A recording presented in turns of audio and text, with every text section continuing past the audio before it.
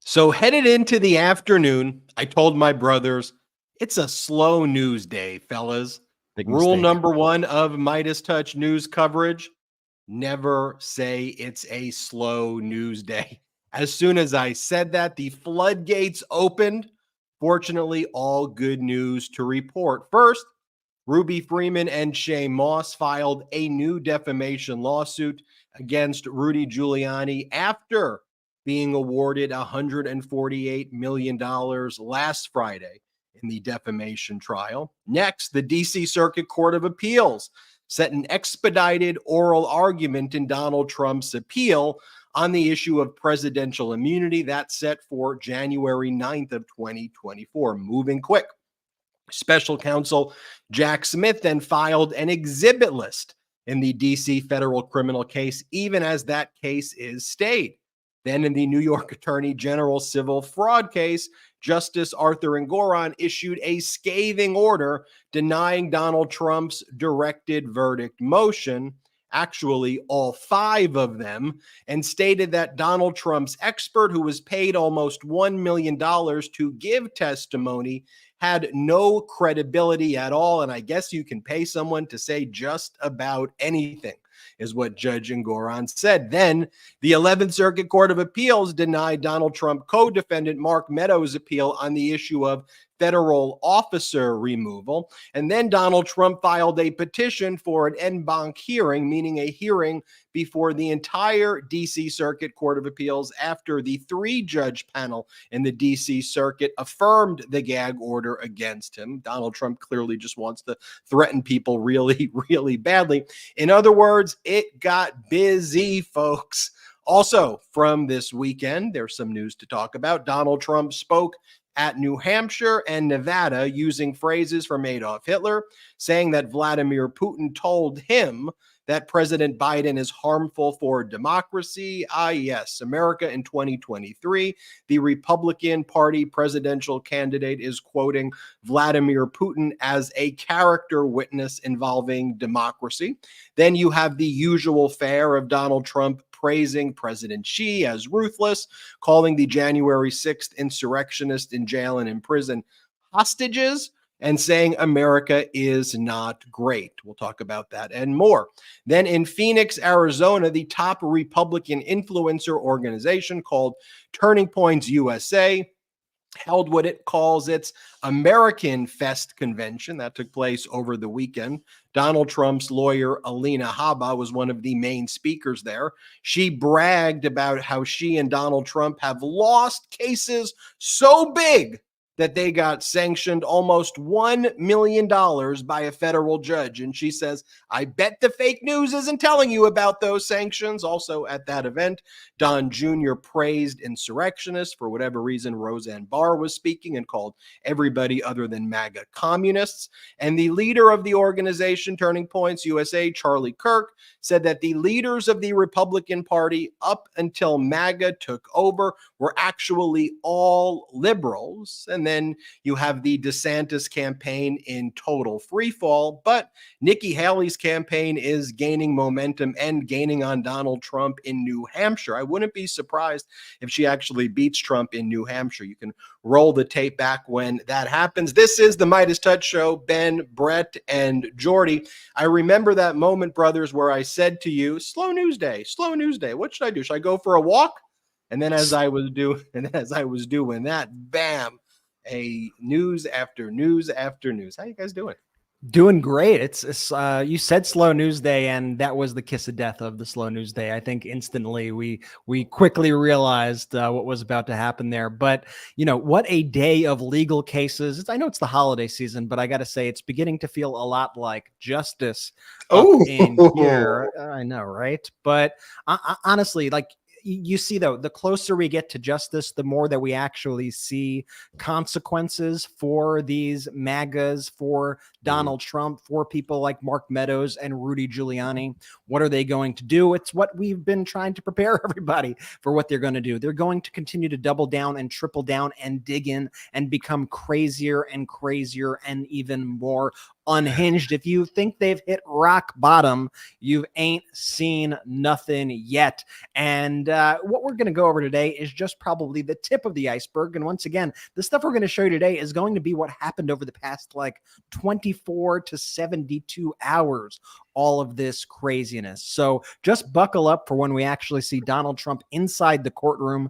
Things are going to get. You know what's funny about that, though, Brett? When I was preparing to talk about the new lawsuit that Ruby Freeman and Shay Moss filed against Rudy Giuliani, I was like, when was that Giuliani verdict? Was that like 2 weeks ago or 3 weeks ago? No, it was Friday, the $148 million verdict after our Thursday live show. So we never actually even covered that verdict on the live show because it happened the next day. And I thought that happened like weeks ago. It happened Friday. Jordy. Yeah. A lot of news, brothers. A lot of news. We got to just, we just got to be prepared. It's like we always say, we always have to be prepared and be ready. You never know where the news is going to take you for that day. I'm super excited for the show. I guess, why don't we just dive into it, guys?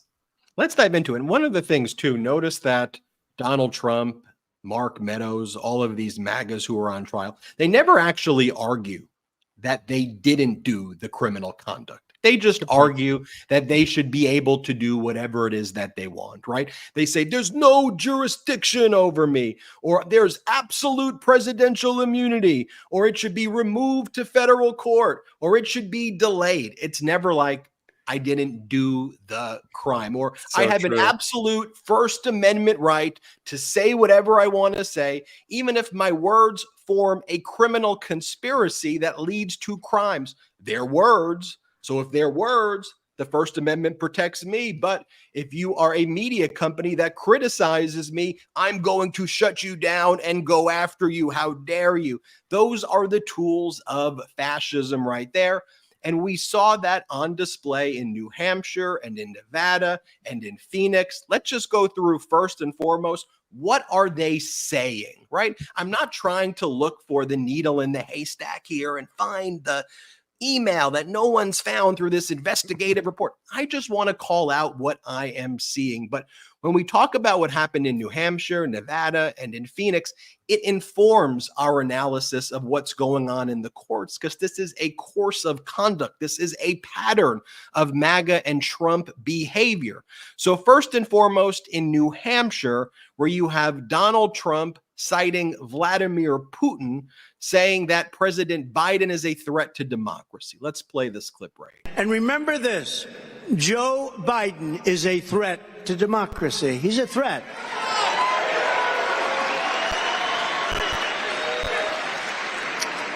And we'll bring in adversaries, and I'll bring it in right now, but even Vladimir Putin. Has anybody ever heard of Vladimir Putin? Of Russia says that Biden's, and this is a quote, politically motivated persecution of his political rival is very good for Russia because it shows the rottenness of the American political system, which cannot pretend to teach others about democracy. So, we talk about democracy, but the whole world is watching the persecution of a political opponent that's kicking his ass. It's an amazing thing. And then here Donald Trump quotes Adolf Hitler. Play this clip. We got a lot of work to do. They're poisoning the blood of our country. That's what they've done. They poison mental institutions and prisons all over the world, not just in South America, not just the 3 or 4 countries that we think about, but all over the world. They're coming into our country from Africa, from Asia, all over the world. They're pouring into our country. Nobody's even looking at them. They just come in. The crime is going to be tremendous. The terrorism is going to be, and then we built a tremendous piece of the wall. Here, Donald Trump praises China's President Xi for controlling the people of China ruthlessly. Play the clip. The whole thing is not believable. Can you imagine President Xi of China, powerful kind of a guy? They hate when I say that. Oh, you're saying nice things now. He controls 1.4 billion people rather ruthlessly, right? Praising Kim Jong-un of North Korea. Play the clip. And by the end, we were way up above both of them and heading up. We were like a rocket ship. It was like a rocket ship sent by Kim Jong-un, just like that. Who was very nice, I will tell you, nuclear war, and I got in, and he and I had a very good relationship. That was nice, very nice. But he's not, no, Rocket Man, yeah. But he's not so fond of this administration, but he's fond of me. And we had a very good relationship. And I tried to convince the fake news, no, that's a good thing, not a bad thing, right? That's a good thing. You know, we don't need nuclear missiles flying all over the place. So we did get along well, but he doesn't like this particular group of people very much, and I understand exactly why. And then Donald Trump calls the January 6th insurrectionists who are in jail and in prison hostages. Play the clip. Minneapolis, where they took over the police station. They took it over and they burned it down. By the way, what happened to those people? Are those people in jail with the J6 hostages? What happened to those people, come to think of it? They're not in jail with the J6 hostages. I don't call them prisoners, I call them hostages. They're hostages. I don't know, maybe do a little bit of research, because people who engaged in violent forms of protest, guess what? They did go to jail. And guess what? If you just did a basic amount of research, you would know that. And also, who was in office during that period as well? I don't know. You may want to look at things that were happening while you were in office. And that's the thing too, Brett and Jordy, that they blame the FBI for the insurrection while Donald Trump was in office. And they blame the Republican FBI director, Christopher Wray, who Donald Trump appointed and praised. Now they blame Bill Barr, Donald Trump's attorney general. And by the way, I want to pause here with all of those clips. Just think about that. Imagine if President Biden said one of those things or echoed three of the words of one of those things that I just played you. Guess what? I wouldn't support President Biden. I interviewed President Biden. I support President Biden's policies. If President Biden said any of that, I'm out. One of them, done, because you have to have standards. Yet all of that stuff, the hateful, despicable, weird, traitorous, treasonous stuff, that's what attracts people to Donald Trump. It's shocking. What do you think about those clips? Well, I think the more repulsive that Donald Trump is to us, the more his MAGA base seems to enjoy listening to his words. And when you go through that list, I mean, touting Putin, praising Hitler, praising Kim Jong-un, and bragging about President Xi's ruthless control. Like, he could not be saying it any clearer what he wants to do in our country. Now, I'm going to put aside even, there were people who were arrested, blah, blah, blah, because I'm not looking for intellectual consistency in Donald Trump's statements, because Donald Trump's statements are designed in order to disinform. They are designed in order to create this alternate reality. And that's what he's doing at all these rallies. That's what he's done with these MAGA people. And it shouldn't be a hard decision, okay? Vote for the person who doesn't quote Adolf Hitler. Like, this should not be a hard decision in front of us, okay, folks? But it goes even beyond that, because Donald Trump, in every single speech, is basically saying, and in some cases is literally saying, I want to be a dictator, everybody. I'm going to be a dictator. He's now actually gotten around to the part where he's actually saying that, where he's made this, and we'll get to this shortly. He's made this comment, just want to be a dictator just for one day. Dictator for a day. He's using this dictator for a day as a slogan, sort of like he used build the wall or lock her up or any of these other chants that he had at his rallies. And it's completely sick. And it's not something that we could ever tolerate in a president or a presidential candidate. And so when he says these things, we need to be on high alert, and we need to make sure that others are on high alert about Donald Trump's plans. I mean, let's face it, if Donald Trump were to be reelected to the presidency, it goes far deeper beyond any sort of policies. We're talking about truth as we know it. We're talking about the United States of America as we know it. People like the QAnon shaman, like, they are going to be in kids' textbooks as heroes if Donald Trump is president. They're going to, these Steve Bannon and Flynn and Trump and all these people, they're going to be heralded as like the new founding fathers of America in textbooks. Like, that is what they're doing. And that is the point of this disinformation also. It is to do this whole sort of rewriting revisionist history. And they're already doing it. If you look at the OAN commercials, if you look at the commercials on Newsmax, they are creating their own history books to create their own mythology about this MAGA movement and its place in America, when it is nothing more than a traitorous movement that's against everything this country has ever stood for. And when you look at, Brett, the J6, I'm not going to use his language. When you look at the folks who were there on January 6th, you know, to your point, Donald Trump was still president at that time. If there was someone who could have, you know, just totally disregarded the Constitution or whatever and issued blanket pardons for anybody there, it would have been Donald Trump. And the reason that he didn't is because he wanted to use these MAGA crazies of his who stormed the Capitol, these insurrectionists, as his own political pawns. So he could then, you know, 6, 12, 18 months after the fact, when he's running again, refer to them as J6 hostages. He doesn't care about these people. He loves the fact that they went to prison for him and the MAGA cause, because now he gets to use them in his speeches at the rallies. As we're playing you these speeches, let me read this to you and tell me who you think I'm describing right here. In his own mind, the word propaganda seems to bear no relation whatever to truth. The mass of mankind is an instrument to be played upon, nothing more. Propaganda is a means of making people believe what is for the moment effective in moving them to do what he wishes. No moral considerations are involved. His mind is in the herd stage, and he is grossly material in his politics as Freud in his psychology. Utterly contemptuous of the intelligence of the people, he seems to quite ignore the unwholesome after effects of a diet of lies. He is deliberately building upon the weakness of the mass mind, and in this he proves himself a genuine demagogue. Honest, no doubt, in believing that what he does is for the general good.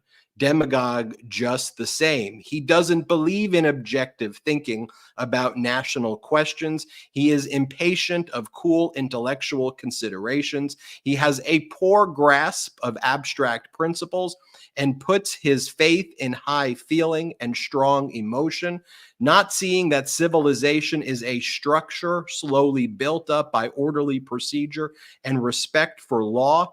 He is all for immediate action. He wants to apply his ideas at once by violation of law, if need be. The right of private judgment, that is his right, is to be unlimited beyond law. That is an article from March 1932 of The Atlantic, describing for the people the rising German politician by the name of Adolf Hitler. And just think about what they were saying in 1932. And you see there too, though, it's similar to the way legacy media is writing about it right now. Like, the language is almost trying to over-intellectualize what is going on, rather than saying this is a genocidal maniac, fascist killer who will destroy Germany. They use these fancy words to prove that they're ivory tower intellectuals, and in doing so, demonstrate the kind of contempt that Hitler's able to breed with the masses against them, and not just call out what it is. What is going on here? This is unadulterated fascism. It is dangerous. It needs to be called out. And as we keep going through these speeches, you will see that. I want to show you this one right here, though. One of Donald Trump's new lines in his speeches is that the reason that the economy is doing well right now is because of Donald Trump, that President Biden is coasting off the fumes of the Trump economy. And legacy media doesn't check that, right? I mean, they don't call out, what are you talking about? You left the economy in shambles. Unemployment was like the highest it had ever been. You left us with $8 trillion in debt. You crushed the economy. You caused so many problems that President Biden had to dig out of year after year after year. And now that President Biden's turned it around, Trump's like, well, now that was because of me. Watch what he says here, where he tries to take credit for the success of the Biden economy, but then also says that there will be a depression if you elect President Biden again. Play this clip. The Biden administration is running on the fumes of the great success of the Trump administration. They're just running on the fumes of what we did with the tax cuts and the regulation cuts. Without us, this thing would have crashed to levels never seen before. And if we're not elected, we will have a depression, the likes of which you haven't seen since the Depression of 1929. We're not talking about a recession. You're going to have a lot worse than that. I mean, he just says anything. He just freaking says anything at all. It doesn't matter. It doesn't have to make sense. You just say it, repeat it over and over and over again. And the mashed potato brains of legacy media's like, welp, what are we going to do about it? Let's just put out another stupid poll and talk about how people feel versus actually reporting on the news, rather than reporting on the economic miracle that took place when everybody predicted a recession in 2023. You see, Trump, just like in 1932, knew that the media would write some piece like that, some over-intellectualized piece that people don't even understand what you're kind of even talking about. Just say it. You're talking about a dictator, a genocidal maniac. I mean, what more do you need me to show you? Do you need me to show you Donald Trump praising mafia leaders? Is it not enough to show you him praising Kim Jong-un? Should I make it a little more local? What if he calls Al Capone, the great Alphonse Capone? What? Just think about, could you imagine? We went to Pueblo, Colorado to see President Biden speak at a windmill factory. Donald Trump hates windmills, by the way, but it's bringing a lot of jobs to Colorado and across this country to bring clean energy across the United States of America. But could you imagine if President Biden said, before I talk about the jobs that I'm bringing here to Pueblo, have you heard about the great Alphonse Capone, the great mafia boss? They called him Scarface because he had a scar across his face. I would walk out. I'd be like, I know I'm supposed to interview this guy, and it's probably a great, I'm not interviewing him. What are you talking about? But Donald Trump in Nevada, play the clip of what he said. I don't know. I hear different stories. Did anybody ever hear of the great Alphonse Capone? Al Capone, great head of the mafia, right? Mean Scarface. He got a scar that went from here to here, and he didn't mind at all. But he was a rough guy. Now, I heard he was indicted once. A couple of people told me a few times more. But I was indicted 4 times, and Al Capone, Alphonse. You know, if he had dinner with you and if he didn't like the way you smiled at him at dinner, he would kill you. You'd be dead. By the time you walked out of the nice restaurant, you would be dead. He got indicted once. I got indicted 4 times. Over bullshit, I got indicted. Bullshit. That's what our politics has come to. The great United States of America has a major political party, the Republican Party, taken over by MAGA. We're in a 48-hour period, praises Vladimir Putin, praises President Xi, praises Kim Jong-un, praises the January 6th insurrectionists, quotes Adolf Hitler, and brags about the great Alphonse Capone. That is where we are, America. Are you kidding me? Like, are you kidding me? Wake up, America. I was going to curse there for a second. Wake up, America. Because if that individual takes over this country, we have lost our country. Then I want to know, okay, well, who does this individual surround himself with? And just like him, it's not just people who believe in very dangerous things. It's also just pure, unadulterated losers, like a group of people who consistently lose over and over again and then whine about it. And then whine, you know, all of the things that we teach our kids or that we should have been taught as kids about having values and overcoming obstacles and kind of not complaining, or as the Republicans say, pick yourself up by the bootstraps, all of that. These MAGAs are the biggest whiny crybabies in the world, and they celebrate, they gloat in their loserness. And it's always everybody's out to get me. And I couldn't even believe this is real what I was watching. You have Donald Trump's lawyer, Alina Habba, at this event in Phoenix, Arizona, the Turning Points event. She's now one of the main speakers. By the way, making a nice living for herself. Jordy, you know how much money Alina Habba's made so far on these cases? Take a guess, Jordy. And I'll tell people in the chat, take a guess. Just take a guess. How much? Let's see the guesses in the chats. I want to see guesses because sometimes people don't actually think that we're live when we're doing the show. Yeah, so I'm going to look. Let's see the guesses in the chats. Right. We're looking now. In the chat, how much money do you think Alina Habba has made from Somebody Donald Trump's 3 million. political action? 3 million, 1 million, 2 million, 2 million, 1.5 million, 3 million, 2 million, 1.5, 0, 1.5. 6.2 million. It's coming in hot and fast right now. Ben, we're live. $3.5 million. 3.5. And she's where? Damn. From the Political Action Committee, from all of the people contributing to Donald Trump's Save America Leadership Political Action Committee, believing, I suppose, that it's going to, I don't know, politics. Nope, it's going to Alina Habba. Did you know when Donald Trump created a legal defense fund, they call it like the Patriot Action Front or some name like that? That has only raised about $1.5 million. And $1 million came from like this QAnon family trust thing. So when they actually labeled something legal defense, they only made like $1.5 million.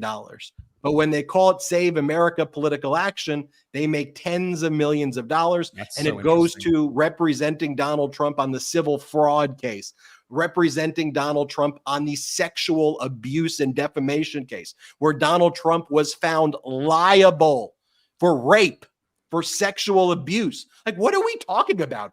Like, what are we talking about?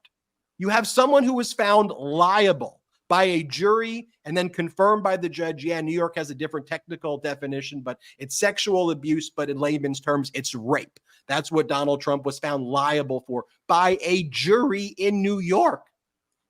That's what's going on with this country. For like, wake up and you know, and legacy media wants to over intellectualize. Well, what do you think about the prospects of the polls? Just tell people what is going on. Anyway, here's Alina Habba from this Phoenix event, this Turning Points USA event, bragging about she and Donald Trump. Me and Donald, watch her, you know, walk on and say, me and Donald Trump. Who knew we got sanctioned? $1 million. Yup. You don't know about that. Fake news. They don't tell you. What do you mean everybody tells you about it? We all know you got sanctioned. I don't know. Maybe your MAGA news doesn't tell you that. But yeah, we all knew about that. Do we have the graphic right here? That yeah, we did 4 stories on it. 1 million sanctions. Sanctioned again. Trump lawyer sanctioned. Subscribe to the MeidasTouch YouTube channel, Habba. Let's go. Come on. We know you got sanctioned. Anyway, play this clip of her bragging about being sanctioned. People ask why we do the arrows. Well, apparently it wasn't enough for That's why we do the arrows. I have to show you. I got to show you. That's what's happening. Here's the clip. That got assigned to a Clinton-appointed judge. And what do you think happened? Nobody's heard of the case, right? It's because it's gone. I never met the judge. I never walked into the courtroom. There were probably 50 lawyers representing all of the radical left. Clinton's lawyers, Mook's lawyers, and the list goes on and on and on. 1 month. It got dismissed, and me and President Trump got sanctioned $1 million for going against crooked Hillary. You didn't know that, did you? Fake news, folks. Fake news. They won't report it. But guess what? We paid that $1 million, and we're going to keep on fighting. The people What fake are news? cheering. What fake news are you talking? They're cheering her losing. They're cheering her losing and filing a case that was so frivolous. It was deemed so frivolous and inappropriate that she and Donald Trump were fined nearly $1 million for it. And she is bragging. And who is she calling the fake news in this situation? Because everyone reported this, I guess, except for the MAGA news that is covering that event, except for the news that those people, and I hesitate to call it news, but in this context, I would just will for the sake of ease, calling this the fake news. The only people who did not cover it were clearly these propaganda organizations like OAN and Newsmax and RSBN. So when she said that to the crowd and they went, did you hear it like in the background? They go, what? No way. Yeah, all of us knew that except you, because you live in this bubble of disinformation. And by the way, that's nothing to brag about. You are literally bragging about being a terrible attorney and being a loser, Alina Habba. And she's doing her Lauren Boebert strut on the stage. Like I was Boebert- gonna say the whole shtick is The so whole the whole What is this, shtick stand up, Jordy? is so bizarre, and nobody like asked her to recount that story. Like that was the one that she was gonna go up in front of the loser crowd and tell the loser story, and then she was gonna get cheered on by losers, and they'd all have a loser party. I mean, that is just so bonkers. It's like the She's radical this left current Hillary lawyer. Clinton. I Who mean, needs- What are you doing? How What are you demeaning to doing? just the legal profession in general. Like she's the current lawyer representing him in actual cases before like the United States Supreme Court and federal cases and state court cases. And like she's doing that. The lawsuit that she filed at every level against Hillary Clinton and the others was so frivolous that she even got the most basic facts wrong. Like she would say, so-and-so is an individual who runs the DNC, and like the person never worked at the DNC. Or she would say, so-and-so lives in New York, and the person like lived in Virginia. Like every fact was wrong. And the judge said the fact, the law, the causes of action, like none of this makes sense at all. And then she was given multiple opportunities to withdraw the frivolous lawsuit, and it was barred by the statute of limitations. Every possible thing to bar this, including unable to assert a cause of action, occurred. She was given multiple opportunities to have this thing voluntarily withdrawn. They persisted, and they got $1 million in sanctions, and now she's out there celebrating those sanctions. I want to talk more about this event. You know, there are other moments there where the leader of this Turning Point USA event, Charlie Kirk, who this is now like the most influential Republican event, like it used to be CPAC. This is the event right now. And anybody other than MAGA, they say, are liberals, are rhinos. And then you just got people like Roseanne Barr saying that if you're not with MAGA, you're a Stalinist or a communist. You've got Don Jr. out there saying that his father was leading, you know, something that was peaceful, and this is not really an insurrection, and that the FBI did it. And by the way, you have Don Jr.'s messages. You have his messages from the day. But for MAGA, facts don't matter. Here are Don Jr.'s text messages from January 6, 2021. Don Jr. writes to Mark Meadows. He, meaning his father, he's got to condemn this shit ASAP. The Capitol Police tweet is not enough. Mark Meadows' response, I'm pushing it hard. I agree. Don Jr., we need an Oval Office address. He has to lead now. It's gone too far and gotten out of hand. You would think in normal times where someone sends a text message like that, you'd be like, oh, and now you're saying that it didn't get out of hand. Now you're applauding what happened. You're not a credible person. But see, that's the thing. When MAGA destroys and rips to shred the truth, they say anything. Anything they want, they could basically say. And legacy media just ignores it. President Joe Biden doesn't hit one of the metrics to an A+++, but just does an A or an A-. And for legacy media, that's easy. That's in their wheelhouse. So they go after that and then let this crazy fascist, dangerous, anti-American behavior run wild. We'll talk about this and more after our first quick break of the show. Lomi is the only appliance that prevents food waste from stinking up your kitchen and polluting the planet. Now that I've invested in a Lomi, it's changed the way I deal with my food waste. Lomi is the biggest innovation in the modern-day kitchen since the dishwasher. Lomi has helped me turn my home into a climate solution. Now I can transform my organic waste into nutrient-rich Lomi earth that I can feed to my plants, lawn, or garden instead of sending it to the landfill. I can help the environment and make my life easier. In just 4 hours, Lomi transforms almost anything you eat into nutrient-rich plant food at the push of a button. It's smart, simple food recycling that fits my space perfectly. Cut the chore of doing the trash in half and eliminate bugs and odors in your kitchen. And here's the bonus. You get to feed feed your lawn and garden with an all-natural fertilizer that you just created out of your food scraps. All my food scraps, plant clippings, and even those leftovers I forgot in the back of the fridge can go back into my garden, helping me grow more nutritious food at home.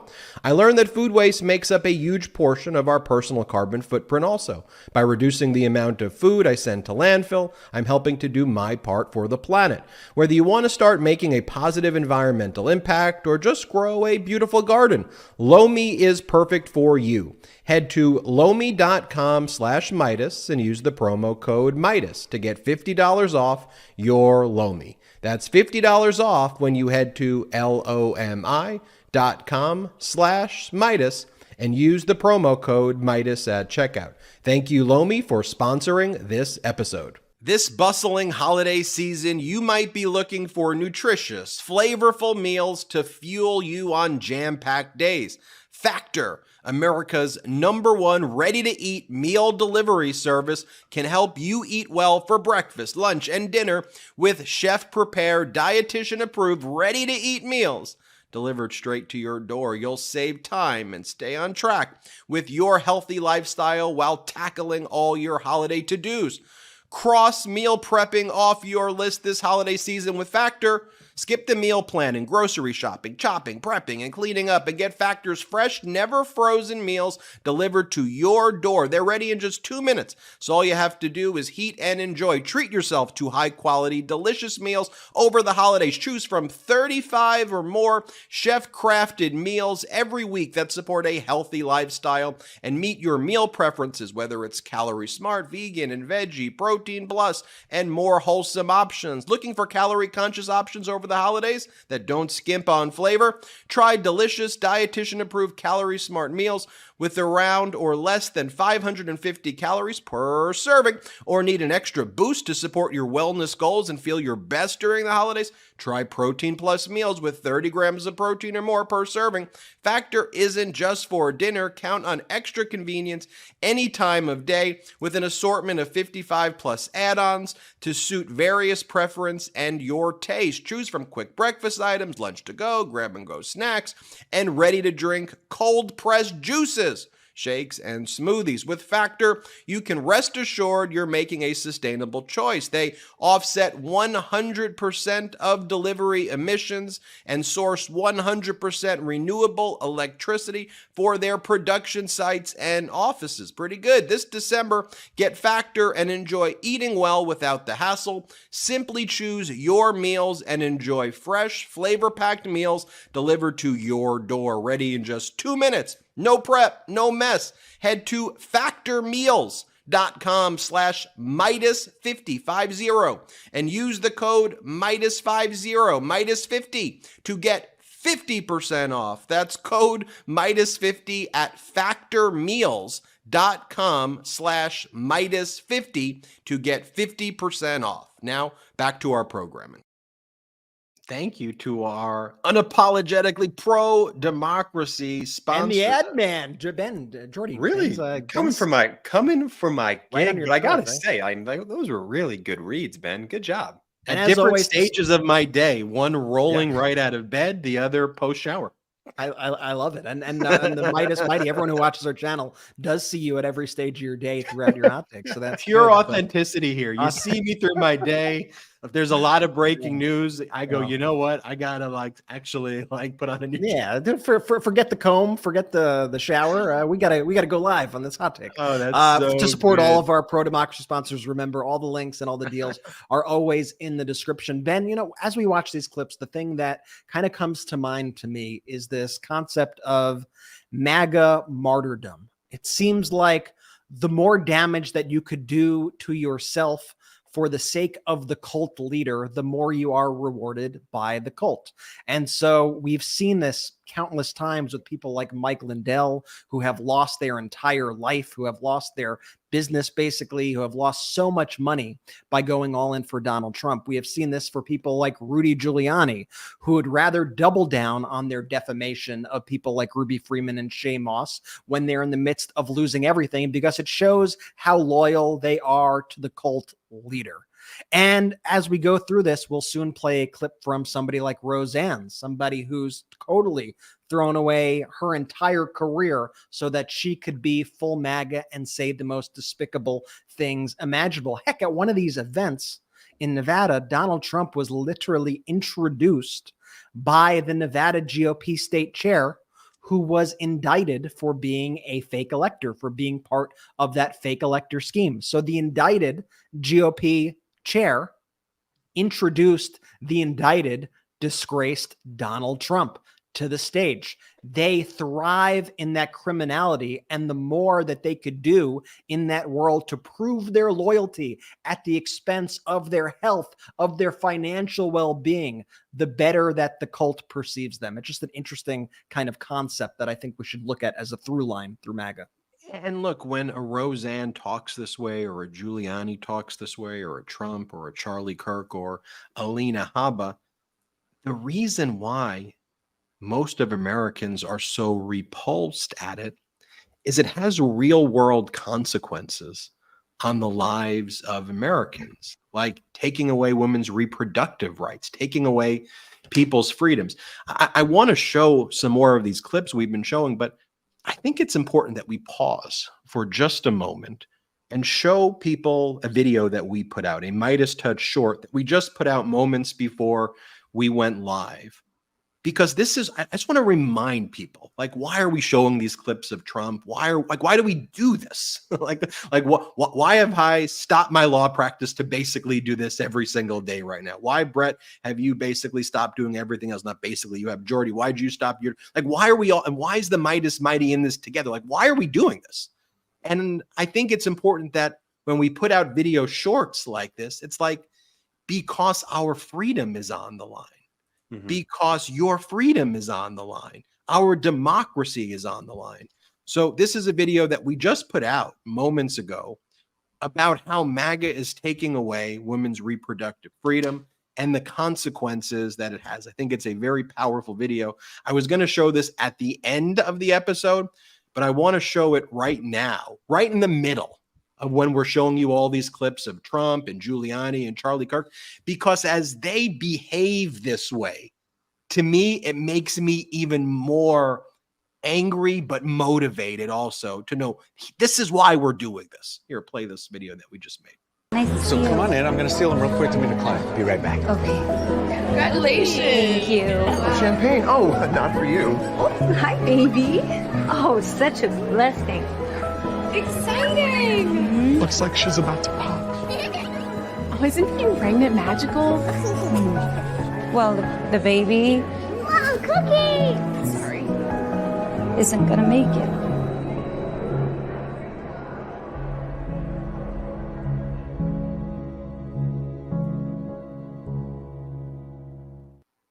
So that's what's happening in America right now. And here's what's happening on that stage in Phoenix, Arizona. Now let me show you the clip of what Roseanne's saying. Play this clip. A bunch of losers that never know how to get a job. I don't care about them. If we don't stop these horrible communists, do you hear me? I'm asking you to hear me. Stalinist, communists, with a huge helping of Nazi fascists thrown in, plus wanting a caliphate.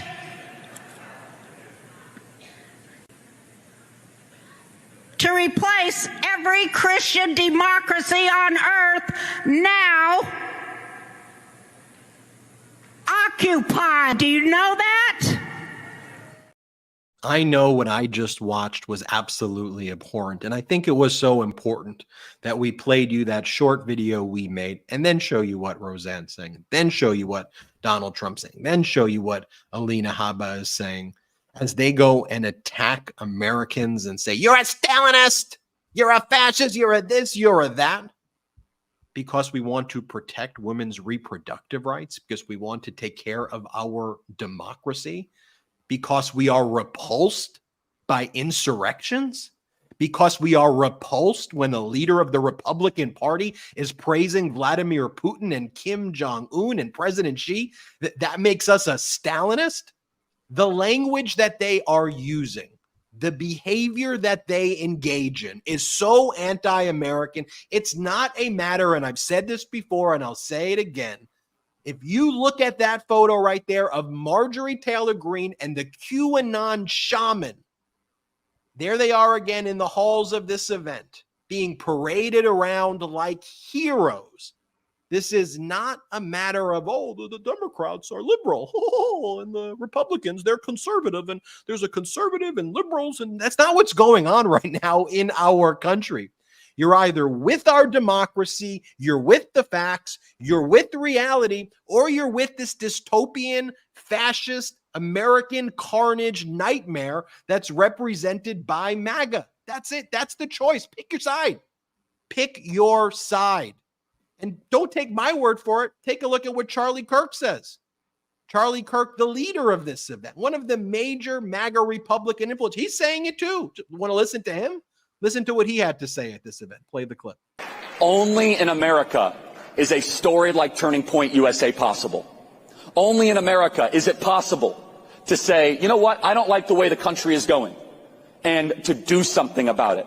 And throughout the years, you know, people have said, oh, you know, Turning Point, you guys, you're too loud. Why don't you just sit down and obey? I don't know about you, but I think the people that have been running the conservative movement the last couple decades should just go be liberals, because that's what they actually are, and leave the conservative movement and allow us real conservatives to be in charge. Saying if you're not MAGA, you're not a conservative. You should know that. If you're not MAGA, you're not a conservative. That is what they believe right there. We've been saying it for, listen to them. Listen to them. That's why, to me, it's important that this pro-democracy movement, we have to be very careful of making these artificial divisions, and calling Marjorie Taylor Greene and people like Charlie Kirk conservative. They're not conservative. They're not really Republican. They are MAGA. They are their own thing. And it combines fascism with idiocracy. That's it. It's certainly not democracy at all. And they're okay with praising Vladimir Putin and Kim Jong-un and Alphonse Capone and taking away women's reproductive rights and just making a mockery of our country. It's horrific, horrific to see that. I do want to go back, though, to Alina Habba for a moment, too, because as I say, it's fascism plus idiocracy. Here's the idiocracy part as well, right? There are all of these cases now because of Donald Trump, basically saying election activity and campaigning, that is not subject to absolute presidential immunity. That falls outside the outer perimeters of Article 2, executive conduct, right? In the Nixon v. Fitzgerald case. So what does Alina Habba say? Well, Donald Trump was just doing election stuff, so clearly he should be protected by absolute presidential immunity. The exact opposite of what the Blassingame case is. And when she did an oral argument to the Second Circuit Court of Appeals, the judge asked her, do you know what Blassingame is? I'm sorry, I need to look at my notes. I don't know Blassingame. It's called Blassingame v. Trump. It's a case from 2 weeks ago involving you. It's a case involving you and your client that says you don't get absolute presidential immunity if you engage in election and campaigning activity. That's why Trump isn't entitled to it in civil cases. And that's what a lot of the discussion's about right now, that you're purportedly trying to appeal to the D.C. Circuit Court of Appeals. That's what all this conduct is going on.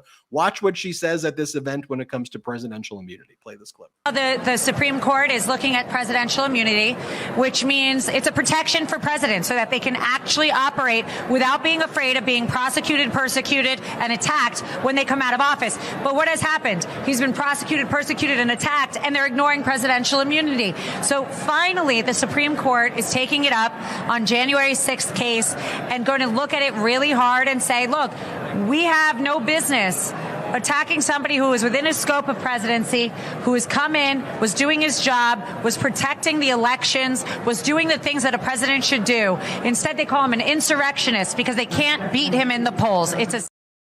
Protecting the elections is not actually a thing the president does. And if you just know the Constitution, you read the 10th Amendment, you know about federalism, you know what states' rights are versus the federal rights and who handles elections. And by the way, the Supreme Court hasn't even granted certiorari to hear it. Right now, there's filings about whether or not certiorari will be granted. Donald Trump's brief is due December 20th. We don't know if the Supreme Court's going to take it. What we do know is that the D.C. Circuit Court of Appeals has expedited briefing. All of the briefing now on this issue of absolute presidential immunity will be done by January 2nd, all the paperwork. And then today, the D.C. Circuit Court of Appeals set oral argument for January 9th. 2024. So the whole delay, if everybody was worried, well, Judge Tanya Chutkan, the DC federal judge, stayed the case, only temporary. At this point, I think we'll get an order from the DC Circuit Court of Appeals by like January 15th, maybe like January 20th, the latest, but before February. So we're talking about the same type of delay that probably would have taken place for the holidays anyway, is happening anyway right now. So that was bad news that Donald Trump got. But there again, she just doesn't know what she's talking about. And by the way, when we see Donald Trump's brief on December 20th, he's going to argue against certiorari. He's going to argue against what she just said. He doesn't want the Supreme Court. He doesn't want the Supreme Court to hear this because he's trying to delay it. It was the brilliant move by special counsel Jack Smith to file it, knowing that Alina Habba and others in the MAGA lawyer world were going to say stupid stuff like that. Because now if you just listen to her words, what's she saying? We want certiorari. We want oral argument before the Supreme Court. And the Supreme Court's not going to say you have unfettered ability when you're in office of the presidency to commit crimes. Well, here's the thing. If they did say that, they'd be saying that dictators are okay in the United States of America. So like it's such a ridiculous argument that I think even they'd be saying they don't exist. The Supreme Court. Why would you need a Supreme Court? You don't need a Supreme Court. Yeah. And that's honestly that selfish reason, frankly, is one of the reasons why I actually do have faith in the Supreme Court if they take this up to make the right decision. Because the one thing that they do value is their own self-preservation and their own power. And to me, at the end of the day, that trumps all else, no pun intended. Ruby Freeman and Shane Moss sued Rudy Giuliani again. Again, like this is not you're not listening to a repeat of the MeidasTouch podcast. This is a new lawsuit. This is new, right? This happened today. New lawsuit they filed on Monday because he keeps on defaming them. As Brett says, it's MAGA martyrdom.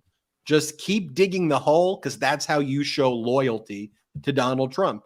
If you don't become a total loser, like the fact that Bill Barr, after he left, was willing to do mostly everything for Donald Trump, just wasn't willing to basically say that space aliens came down and did something with Hugo Chavez and then changed the election, right? That's kind of where Bill Barr drew the line with like space aliens and CIA laser beams and Chinese bamboo. He's like, yeah.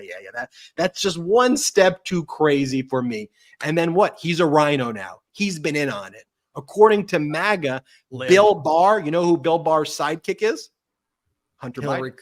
Biden, Hillary Clinton, Hunter Biden. Hunter Biden. Bill Barr. You see, under the new MAGA theory, I'm not making this up. Got it. Bill Barr weaponized the DOJ against Donald Trump to protect Hunter Biden while Donald Trump was in office. That's what was actually going on now. And now the Biden DOJ is prosecuting Hunter Biden to cover up for Hunter Biden and helping him.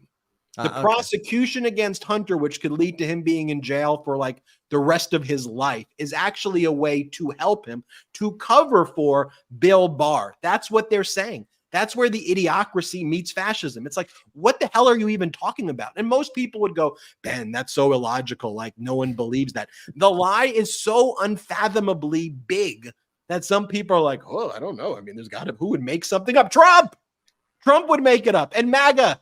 Because these people lie about everything. They just did the one about Georgia. They said that Brian Kemp, the governor of Georgia, is looking into 17,000 votes or whatever that went the wrong way. Very specific number to like 17,200. 11,780. How do you not have this? So now it's 17,280 or something like that.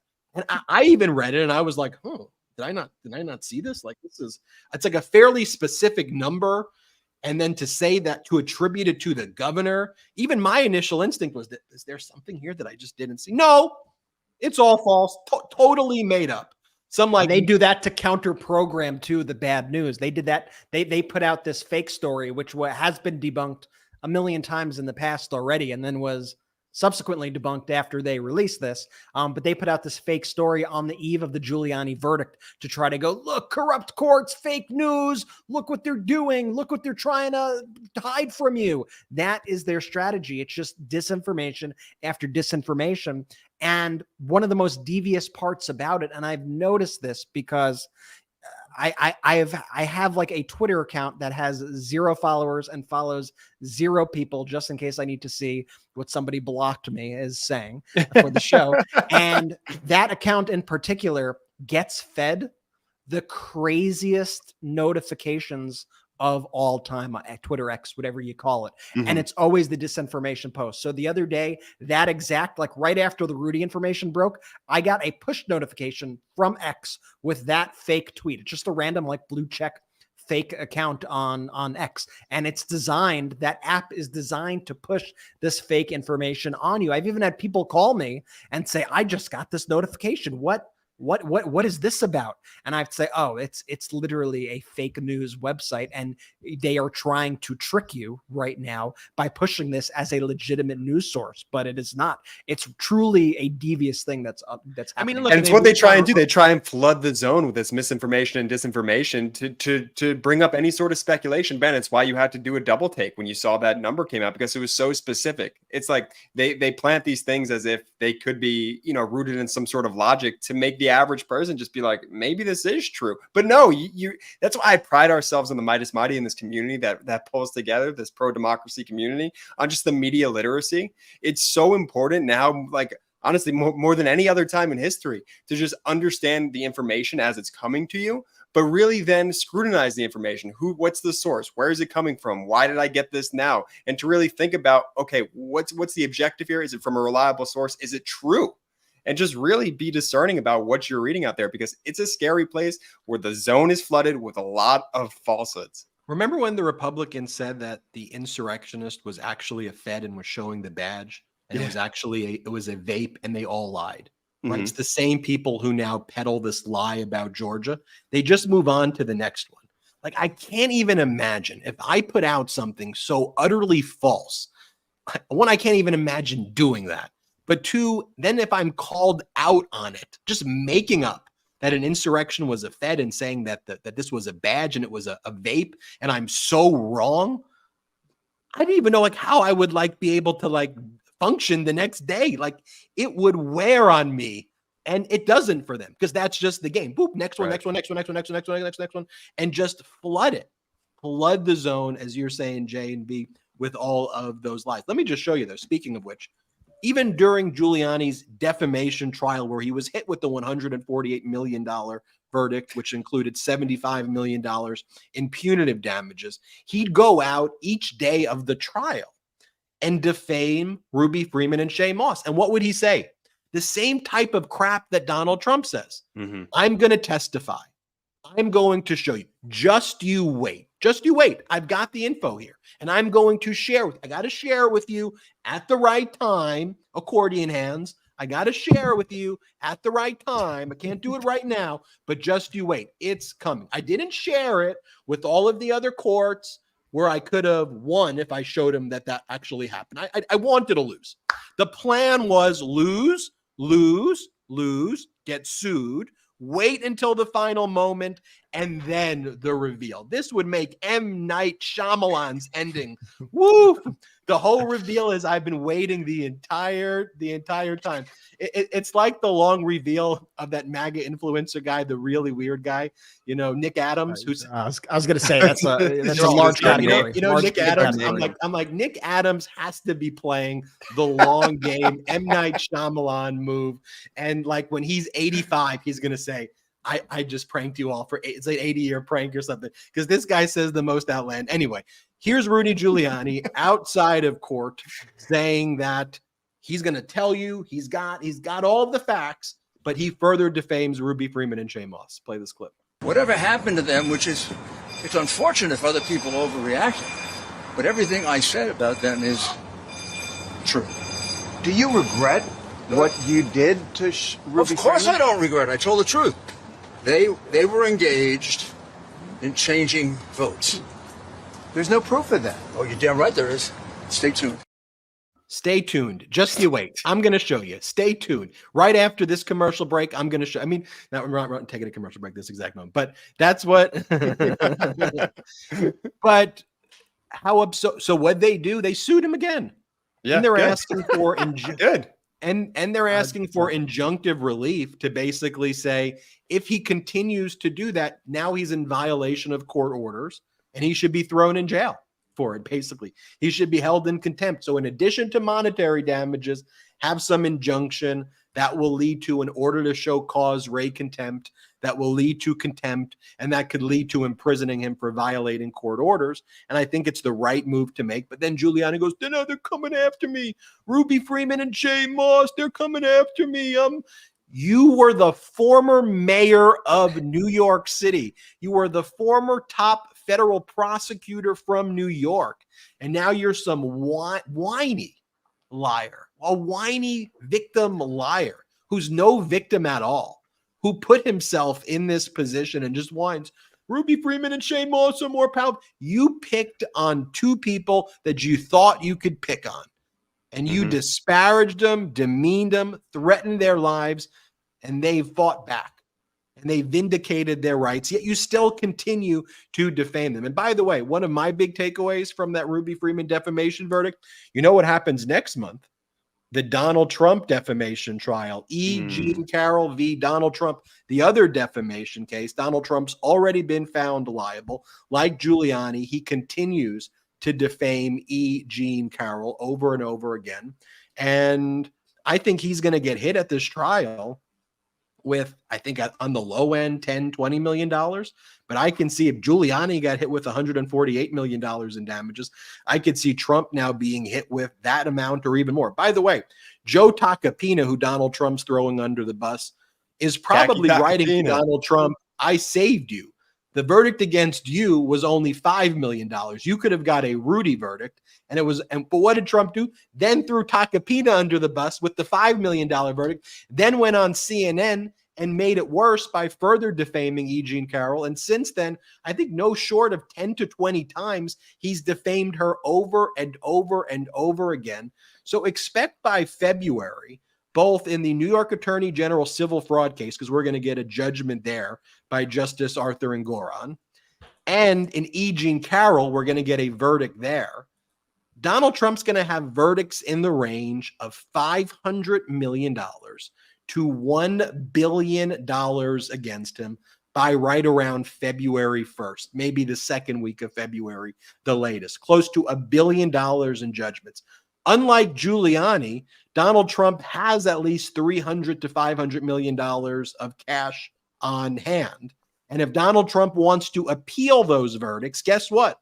He's going to have to put up a bond equal to the amount of those judgments, $300 to $500 million, which Donald Trump, even though he says he's a billionaire, I don't know. The last time I checked, he's cutting off pieces of his suit and selling them for 47 NFTs.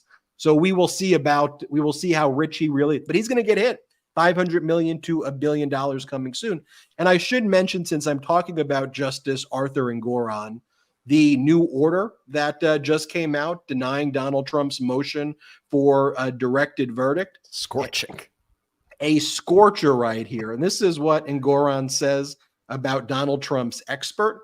Bartov, who is paid about $1 million, is a tenured professor, But all that his testimony proves is that for $1 million or so, some experts will say whatever you want them to say.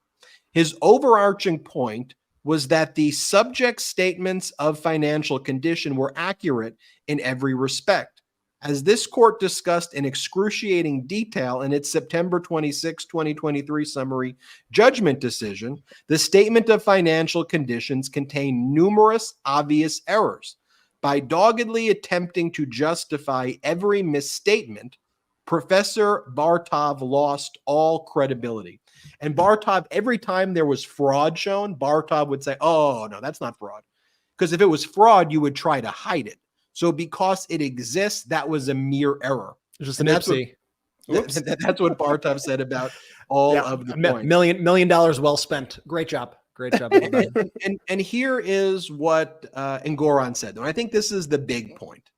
Engoron wrote, valuations as elucidated ad nauseum in this trial can be based on different criteria, analyzed in different ways. In other words, I accept here that you can do valuations differently, right? Okay, Donald Trump, you're arguing one person does a valuation this way, another person does a valuation that way. Judge Engoron saying, I get that. I'm not an idiot. I understand that point. But then Engoron says, but a lie is still a lie.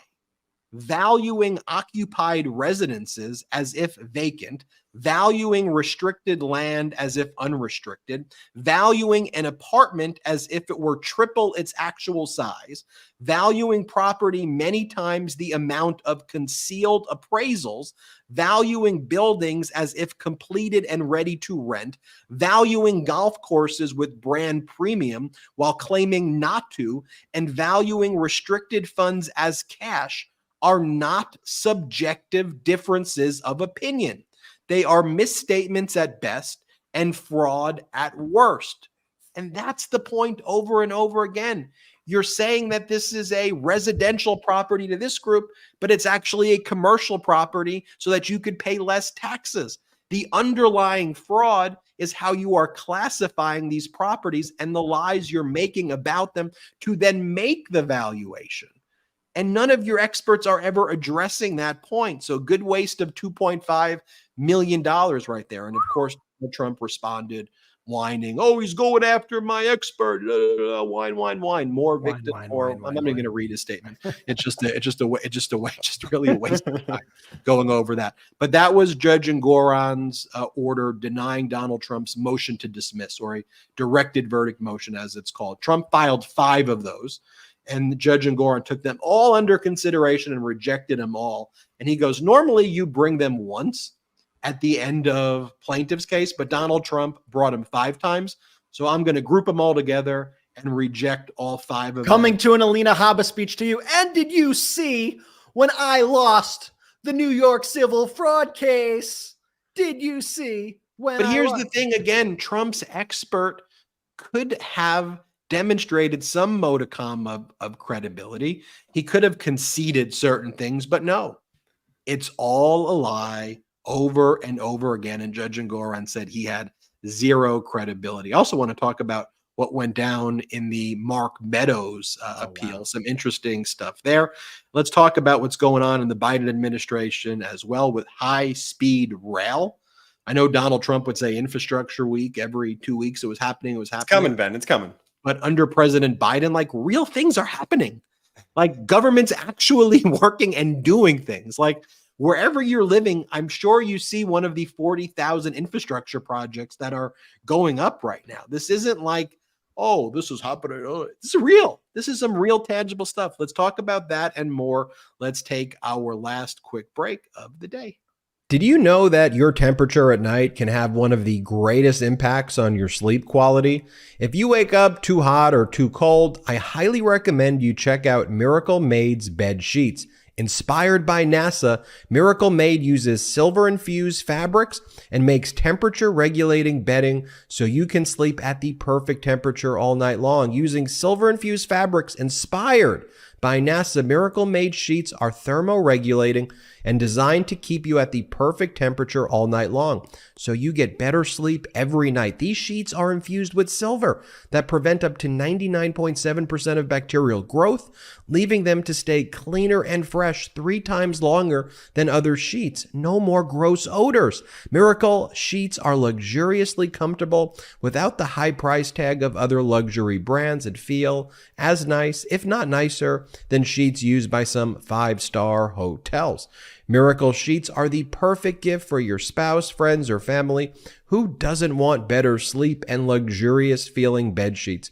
And since these come with 3 free towels, you get 2 gifts in one, just in time for the holidays. Stop sleeping on bacteria. Bacteria can clog your pores, causing breakouts and acne. Sleep clean with Miracle. Go to trymiracle.com/Meidas to try it today or gift it to someone special this holiday season. And we've got a special deal for our listeners. Save over 40%. And if you use our promo Meidas, MEIDAS, at checkout, you'll get 3 free towels and save an extra 20%. Miracle is so confident in their product, it's backed with a 30-day money-back guarantee. So if you aren't 100% satisfied, you'll get a full refund. Upgrade your sleep with Miracle Made. Go to trymiracle.com/Meidas and use the code Meidas to claim your free 3-piece towel set and save over 40%. Again, that's trymiracle.com/Meidas, trymiracle.com/MEIDAS to treat yourself, a friend, or loved one this holiday season. Heart health and staying healthy, especially when you have a family that you want to be able to spend as much time with as possible, is so important. We could all benefit from heart healthy energy. One of the best ways to get some, by supporting your blood pressure and circulation. Super Beets Heart Chews are an easy and convenient way to support healthy blood pressure. They're plant-based and stimulant-free, so you get a green boost without the jitters. Paired with a healthy lifestyle, the antioxidants in Super Beets are clinically shown to be nearly 2 times more effective at promoting normal blood pressure than a healthy lifestyle alone. Super Beets Heart Chews are incredibly delicious and so much better than any alternative supplements out there. I take my Super Beet Heart Chews each morning, and it's really kickstarted my morning routine. After taking my Super Beets Heart Chews, I feel like I have more energy and I'm ready to take on the day.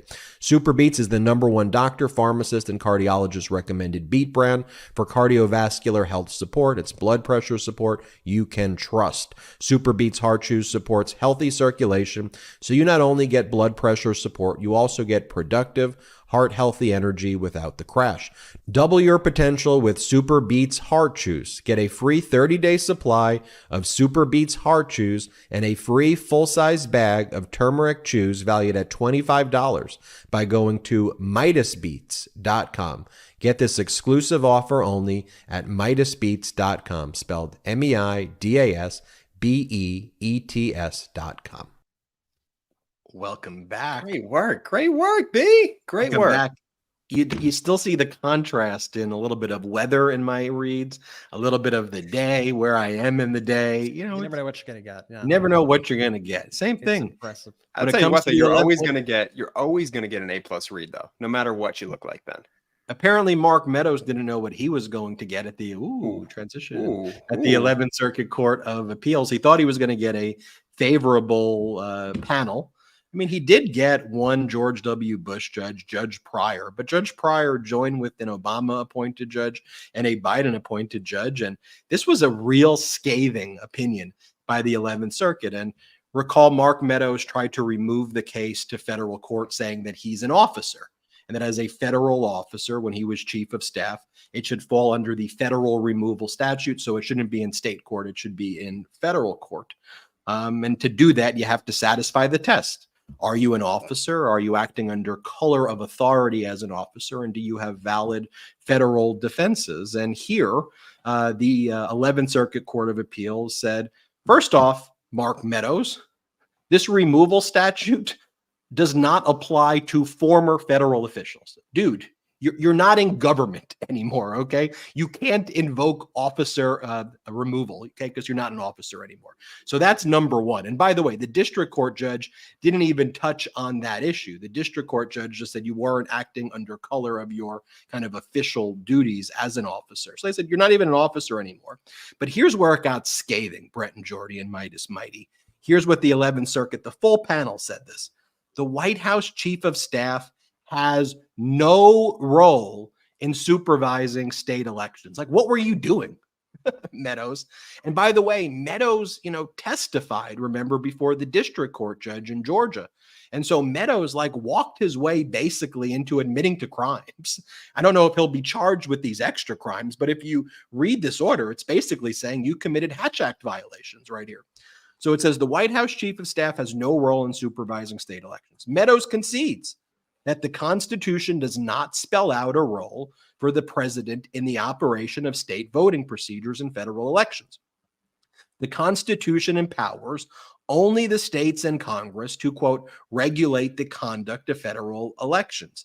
As the Supreme Court has explained, the framers of the Constitution intended the states to keep for themselves, as provided in the 10th Amendment, the power to regulate elections. The states are responsible for enacting a complete code for elections. And then it goes on to say that Meadows asserts the White House chief of staff has duties related to the supervision of state elections and campaign-related political activity. In particular, he maintains that broad authority and few limitations can be found in the Elections Clause and Take Care Clause, various election statutes, and the Hatch Act. But the district court concluded, and we agree, that the federal executive has limited authority to superintend the state's administration of elections. Neither the Constitution nor statutory law nor precedent prescribe any role for the White House chief of staff. And even if some authority supported a role for the chief of staff in supervising the state's administration of elections, that role does not include influencing which candidate prevails. After all, the office of the president has no preference for who occupies it. And it cites Thompson v. Trump, a district court case by Judge Tanya Chutkin and other district court judges who ruled that way. So what you see here, it's elegant, but you got to catch it. And it's why I loved reading this opinion so much. You see what's happening, Brett and Jordy? The 11th Circuit, in making this ruling against Meadows, you know what it's doing? It's sending a message to the United States Supreme Court, to Judge Chutkin, and to a coded message, and to the DC Circuit Court of Appeals. We at the 11th Circuit, William Pryor, a conservative judge, we agree with you that this is not within the province of executive authority. Even though we're not hearing the issue of absolute presidential immunity, we're simply hearing the issue of removal of federal officers and whether that's under color of authority. The concepts are very similar, and we wanted to put in here for this because they could have just stopped the analysis after former federal officials can't remove it, but they wanted to go on further because they wanted to send this message that this is not the power of Trump, of Meadows, or others to deal with elections. And watch, this language right here will be cited by Jack Smith. It will be cited by the DC Circuit Court of Appeals, and eventually, if it gets there, the Supreme Court. But that's how these judges move. It's elegant, and you got to catch it like that. But that's our court update. Brett, give us some update on the economy. Give us some updates on high-speed rail. Give us some updates there. Oh man, I feel like Amtrak Joe over here talking about high-speed rail. That's good. It just, it's always such a contrast on the show when we go from speaking about just all the drama, all the lies, all this propaganda that's coming from the right, and then we speak about what's going on in what we just call like normal world, like in the world of actually people who want to go and govern.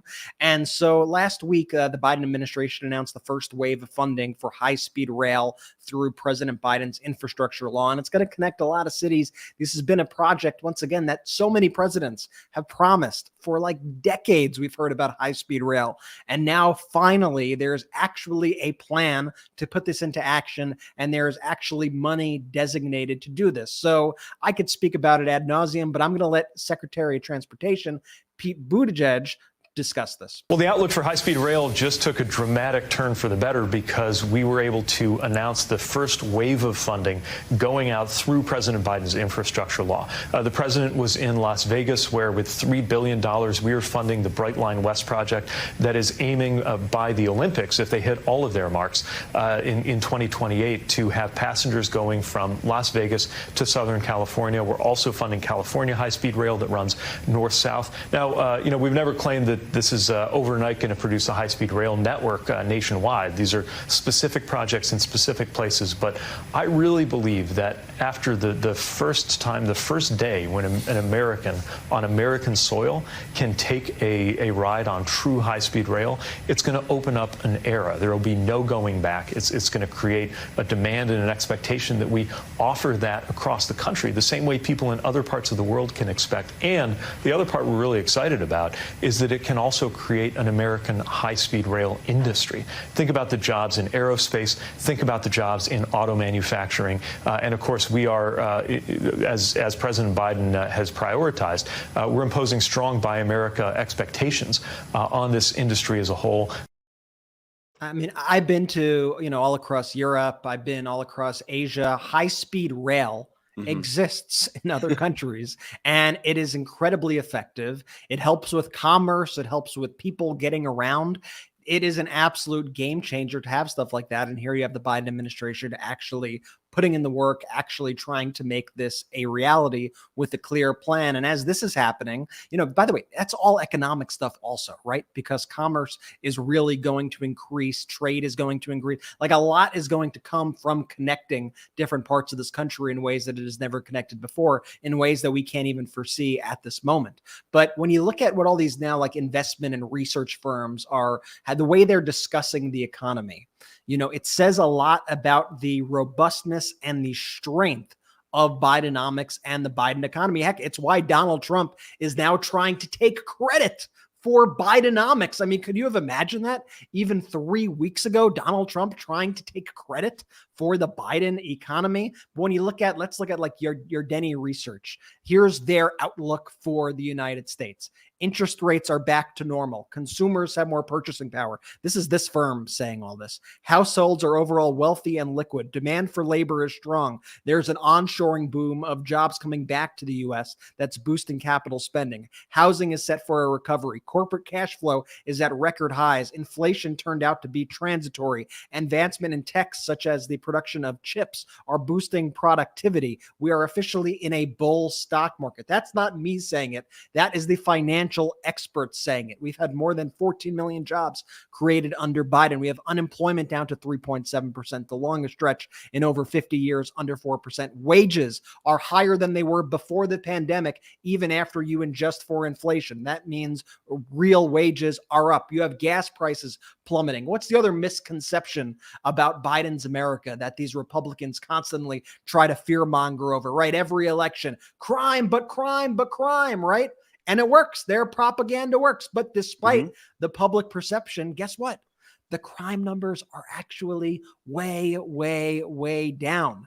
It actually fell in 2023, despite 80% of Americans and 92% of Republicans thinking crime has gone up. That's why I don't want to hear polls all day. I want to hear the actual data. And the FBI data says that in the third quarter of 2023, the violent crime dropped 8% from the same period the previous year, while property crime fell 6.3% to what would be its lowest level since 1961. 1961. Murder plummeted in the U.S. in 2023 at one of the fastest rates of decline ever recorded. And so at a certain point, we have to look at why are these false narratives being spread? And it's because, frankly, of a couple things in my mind. A, you have these right-wing disinformation centers that lie about everything. That's why we say, we'll do this in our Zoom chat sometimes with our patrons. And when we speak to people, we'll say, how many people think Fox is preaching to their choir? Everybody raises their hands, right? How many people think Fox is an incredibly powerful tool of disinformation that spreads into the American psyche? The same amount of hands typically get raised because they are powerful in that respect. It's a shame for the country. but they are. And there's this whole network of this right-wing ecosystem that is constantly lying and constantly fear-mongering for their own political gain. There's also social media, right? Where in the past, we weren't used to seeing every robbery, every carjacking, every little bit of crime that happened across the country. Now, every instance across the country is put on social media, it goes viral, and you're now just inundated with these images on a daily basis. So they may be far fewer than they used to be, but we are seeing them go viral on a near daily basis, and it is leading to this false perception of the actual numbers. So we have a lot of good things to discuss as we discuss the economy, as we discuss, honestly, like basically every single indicator in this country has not only improved, it has improved by record levels in the past few years under this administration. And we need to be loud about that, about the data, about the facts, not how people perceive what is happening, but about what is actually happening on the ground in our country. Because when you lead, Brett, to exactly your point, when you lead with perception or what people feel, and you're not leading with data and facts, you end up with the Bloomberg headline, right? Which was 100% chance of recession. Are you kidding me? So unbelievable job right there, be taking up the economy section of this. I'm excited for that railroad. That's what I really want to hit up. Dude, LA to Vegas. And here's the thing too, in contrast to MAGA. You know, President Biden stands on principles, not polls. And I know that can be frustrating to a lot of people because people want him to have knee-jerk reactions to every poll and do this, do that. But he's about his principles. And when you're guided by your core principles, when it comes to the economy, it's bottom up, middle out. That informs his decision making. He doesn't say, I'm going to do this in 2 weeks. I'm going to do that in 2 weeks. I'm going to do this in 2 weeks. Blah, blah, blah, blah, blah, blah, blah, blah. I'm going to do accordion hands. Look at my hands, everybody. Look at me. Look at me. No. He's calm. He doesn't overreact, right? And he talks about his principles, not the polls. Here is what I'm doing. I'm going to be steady on those principles. I'm not going to overreact to all of them. I mean, could you imagine if there was someone who could overreact to things? I mean, President Biden, right? I mean, they go after his son for when his son was suffering from drug addiction. They make lies up about him every single day. Could you imagine if he responded the way Trump did? Every second he'd be responding. But he's focused on the American people. He's focused on, you know, the principles, and the principles that guide him, as I said, when it comes to the economy is that, look, we do not thrive with trickle down. This whole philosophy of focus the economy on helping the billionaires and decamillionaires get unfair advantage, and then maybe they will help others and trickle down the benefits we unfairly give them. That's trickle down. And President Biden says, I'm not for that. He says it loud and clear. By the way, it's a risk to label your whole policy Bidenomics because you better own it. But he owns the principles. He stands behind it. Those are his principles. And his principles are no, not trickle down. You focus on the American worker and you give them a fair playing field, a level playing field. You don't give unfair advantages to the billionaires and the decamillionaires. And if you focus on giving workers the same opportunity, not even unfair opportunities, the same opportunities, they will thrive. And that's when our economy will perform at peak, when you're actually empowering workers. That's bottom up, middle out. That's something that we need to talk about more and more and more. And I always give the example, right? If you were to speak to, you know, a worker, not a billionaire or a decamillionaire, and say, I've got two choices for you. Number one, I'm going to help your CEO purchase more jets, or I'm going to help you out have a fair playing field and give you the wage you deserve, not give you unfair benefits, the wage and job you deserve. What would you choose? Who would go, you know what? I appreciate you looking out for me, but I'm really worried about those leather seats in the G6 of my billionaire CEO. I am hopeful that if you can help him out or her out with the tax cut, that maybe they will trickle it down. Who would say that? And Fox knows who would say that. The right-wing media knows that. And that's why they want to confuse you and do accordion hands. The accordion hands, by the way, is basically Fox in a nutshell. It's the physical manifestation, right?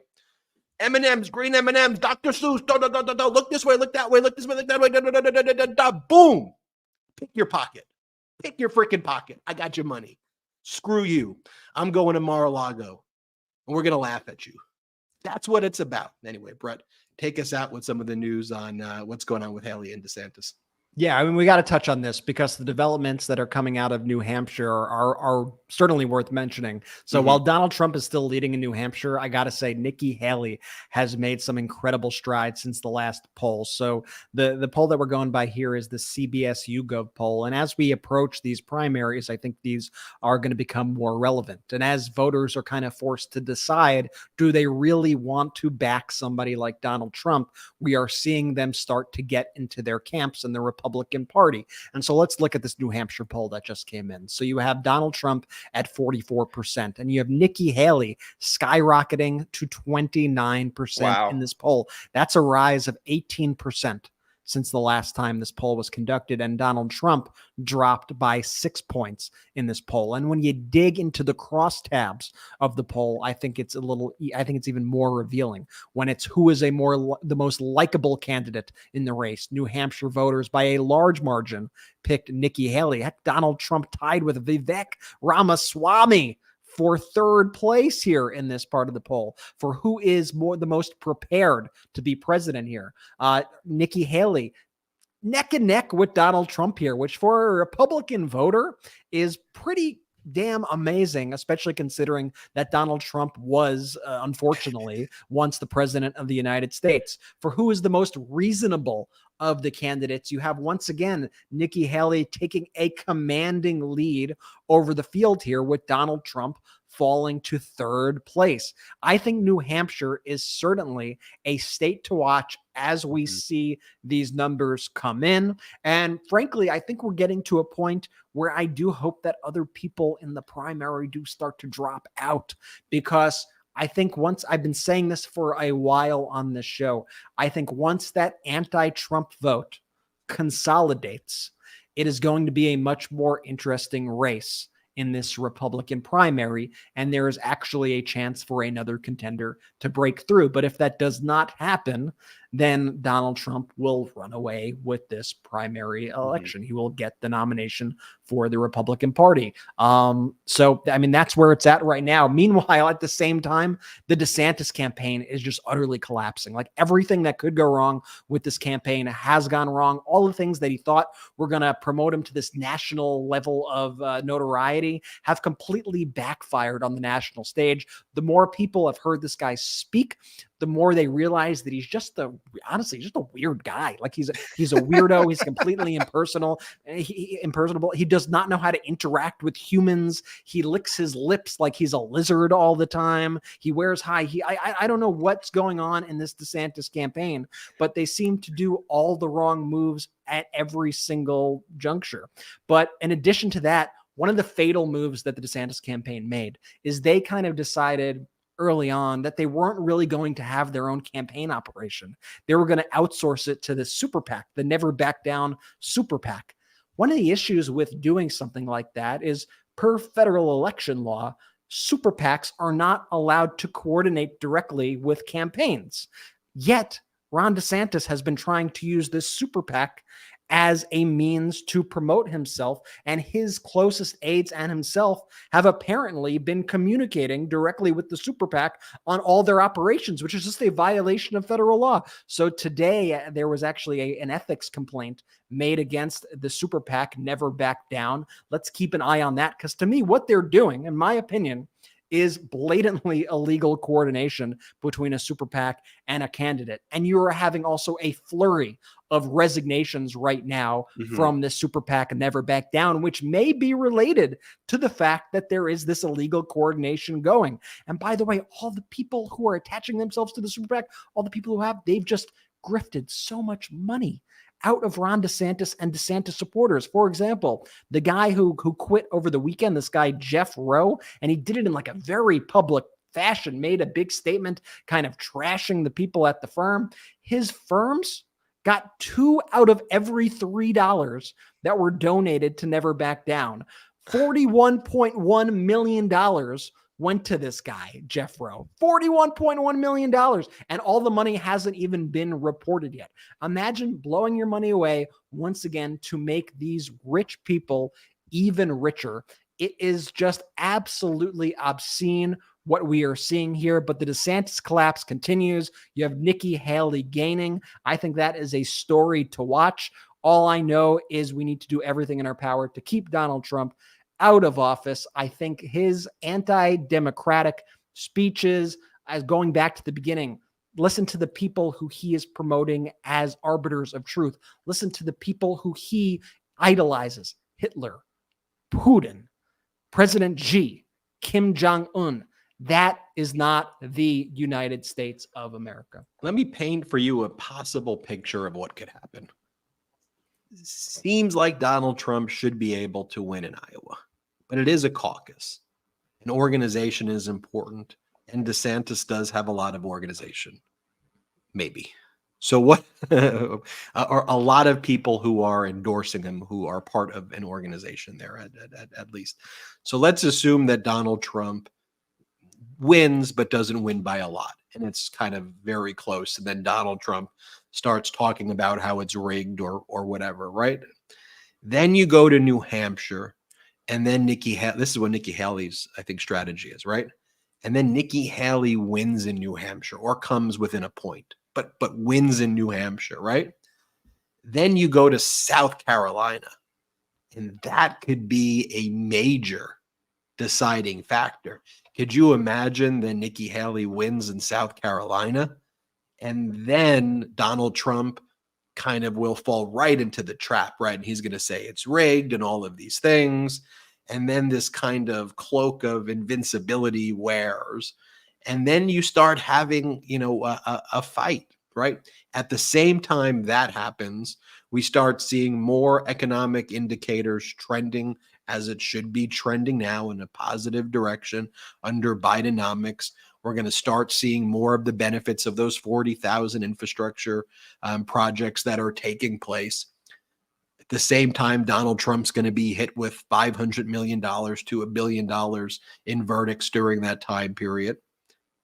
We're going to have, I think, some positive rulings coming out of the D.C. Circuit Court of Appeals or even the Supreme Court. Just think about where we're going to be, not in too long from now, right? Like that's 3 weeks from now. That's 4 weeks from now. And that picture that I'm painting is not some portrait of hopium, right? That is rooted in the data that exists right now. And that's why I think it is important to be grounded in the thing that MAGA lacks, which is principles. Principles. And if you're grounded in these principles and enduring principles, you stay steady. That's how people ask me sometimes, "Are you worried about this?" If I worried about everything, I'd just be a worried person all day. Worry, right? But if you believe in these principles and you support these principles and you work towards achieving the ends of those principles, that's what you can control. That's what we can control. That's all we can control. What can we do? Stand by your principles. Stand by our principles. The American principles, enduring principles, democracy, freedom, what our Constitution really means, not as MAGA tried to pervert it for their own interest and take away our freedoms. That's what we can focus on. And as we head into 2024, that's what we will focus on. And we are so grateful for the Midas Mighty out there. We're so grateful for you. This doesn't exist without you. Think I could just sit in the living room all alone every day? No, this is you. You're in the living room with me and my brothers. We're in this together. When people say, how do you do this? How do I do it? I do it because of the Midas Mighty. How do you do this? And we know the work that you put in every day. You watching this or listening to this. You may not be on the podcast, but you're working just as hard. And we know that every day working for our democracy. That's what makes this network powerful. It's you. That's why I'm confident. That's why I'm confident. I want to thank you all for watching this. We're going to do our after show as we always do it on Patreon. As we say, we don't have outside investors here at the MeidasTouch Network, but we do have emojis on YouTube. We do have pro-democracy sponsors, and we do have separately our Patreon. So if you want to support this network and the growth of our independent media platform, go to patreon.com/MEIDASTOUCH. I should say financially support the growth of this network. You're all supporting it by watching it, and the best way you can support is by sharing these videos, letting people know, making sure you're subscribed, just telling one, of course, make sure you're registered to vote, make sure others are registered to vote. That's threshold stuff. Every day you should be making sure, and if you're with someone, be with them as they register. Go on their phone with them, do it with them. Every single day you should do that, number one. But also share this network, let other people know. Let's keep on growing together. Let's keep on growing this network and growing this community. Make sure you're subscribed on YouTube. Make sure you're subscribed wherever audio podcasts are available. That's really helpful too. Like if you're not subscribed to the audio podcast, please subscribe there because that helps with the audio algorithm. It puts us in the top there, and you should listen to it on audio too. Sometimes it's fun if you're just going for a walk or in the car. Listen on audio as well. And audio listeners, make sure you subscribe to the YouTube channel. It helps there as well. So we're going to do our after show right now at patreon.com/MeidasTouch. If you could become a subscriber of Patreon, do it. If not, no worries at all. But if you can, patreon.com/MeidasTouch. Also, check out our store while you're at it for our pro-democracy gear, store.MeidasTouch.com. You got the Jack Smith Justice shirts right there. You got the MeidasTouch sweatshirt fades right there. Looks really good. The Convict or Convict 45 gear. I'm woke and I vote gear.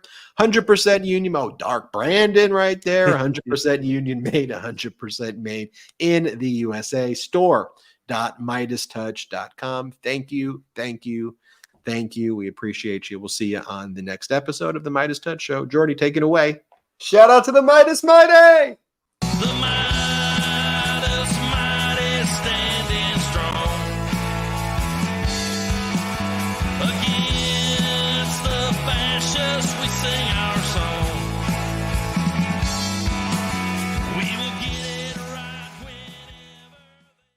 At MeidasTouch, we are unapologetically pro-democracy, and we demand justice and accountability.